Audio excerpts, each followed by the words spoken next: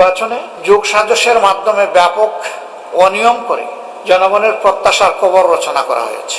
তাদের একটি পবিত্র দায়িত্ব ছিল, তারা যেহেতু ট্রানজিশনাল পিরিয়ডের সরকার, পাওয়ার ট্রান্সফারটাকে তারা স্বচ্ছ এবং গ্রহণযোগ্য করা ছিল তাদের দায়িত্ব।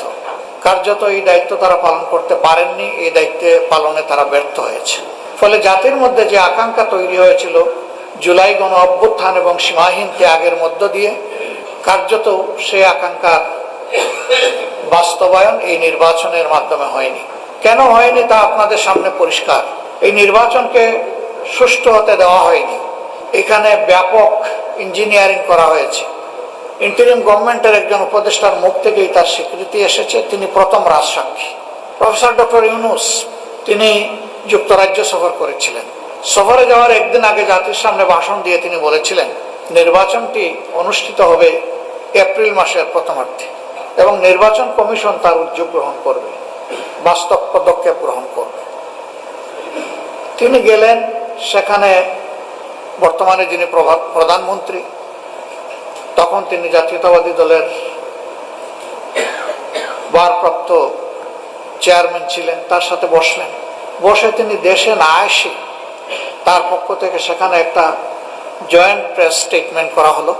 তিনি যে ঘোষণা দিয়ে গেলেন মাত্র 4 দিন আগে, এটিকে বদলে দিয়ে তিনি বললেন যে এই নির্বাচন ফেব্রুয়ারির প্রথমার্ধেও হতে পারে। আমরা এটা তখনই প্রতিবাদ করেছিলাম যে বিদেশের মাটিতে বসে দেশের নির্বাচনের ডেট কেন ঘোষণা করতে হবে।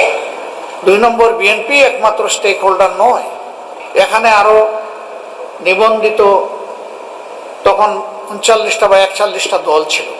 তাদের সাথে বিভিন্ন পর্যায়ে অন্তর্বর্তীকালীন সরকারের প্রধান বসেছেন, তার উপদেষ্টারা বসেছেন, কথা বলেছেন। এই সব কিছুর পরেই তো তিনি একটা ঘোষণা দিয়ে বিদেশ গিয়েছিলেন। তিনি কারোর সাথে কথা না বলে শুধু একটা দলের নেতার সাথে কথা বলে সেটা কেন বদলাতে যাবেন? এইটাকে আমরা একটা অসুস্থ প্র্যাকটিস বলে উল্লেখ করেছিলাম এবং বলেছিলাম যে তিনি একটা ভুল বার্তা জাতিকে দিয়ে এসেছেন। তারই ধারাবাহিকতায় নির্বাচনী ইঞ্জিনিয়ারিং হয়েছে। এখন শুধু বিগত ইন্টারিম গভর্নমেন্টের উপদেষ্টাই নয়, বরঞ্চ স্বয়ং সরকারেরই একজন প্রতিমন্ত্রী তিনিও বলে ফেলেছেন যে আন্দোলন করেছে ছাত্র যুব সমাজ, আমরাও ছিলাম, তবে প্রফেসর ডক্টর ইউনূস ক্যাপ্টেইনের হাতে যুক্তরাজ্যে গিয়ে তিনি ট্রফি তুলে দিয়ে এসেছেন। ট্রফি যদি ওখানেই তুলে দেওয়া হয় তাইলে আর নির্বাচন থাকলো কোথায়? এটি দ্বিতীয় রাজসাক্ষী। এর মাধ্যমে এটা প্রমাণিত হয়ে গেল যে নির্বাচনে যোগ সাজসের মাধ্যমে ব্যাপক অনিয়ম করে জনগণের প্রত্যাশার কবর রচনা করা হয়েছে।